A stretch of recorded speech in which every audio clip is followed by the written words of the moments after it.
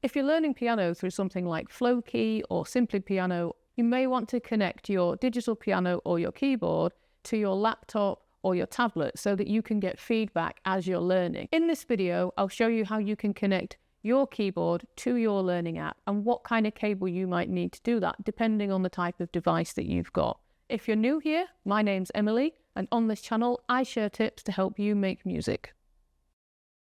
To connect your piano to your laptop or your tablet, you're going to want a USB-B cable. They look like this.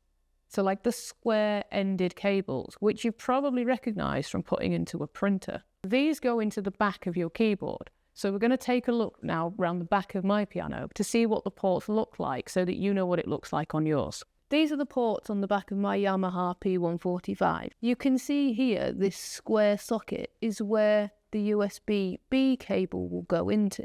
To plug your laptop or your tablet into Flowkey or Simply Piano or whatever app you're using, you just put the square USB-B cable in here and then the other end of the cable into your laptop or your tablet.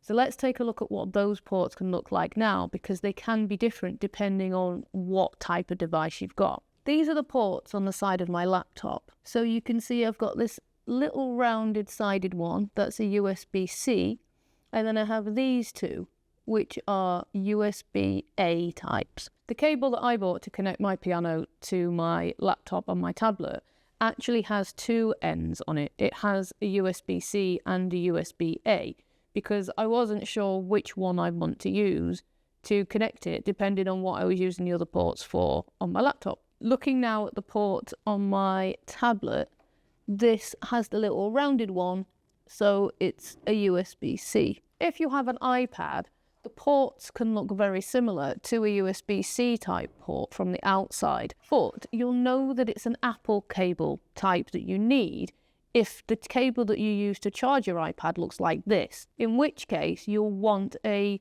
USB-B or a MIDI cable to Lightning cable. I'll put all these cable descriptions and links in the description below this so that you know which one to buy. After you've connected your keyboard to your app, remember to go to the settings and select MIDI as the input, because otherwise the app will still be using the microphone to try to pick up the sounds from your keyboard to tell whether you're playing the right notes or not. Remember to like and subscribe if you found this helpful, and I'll see you in the next one.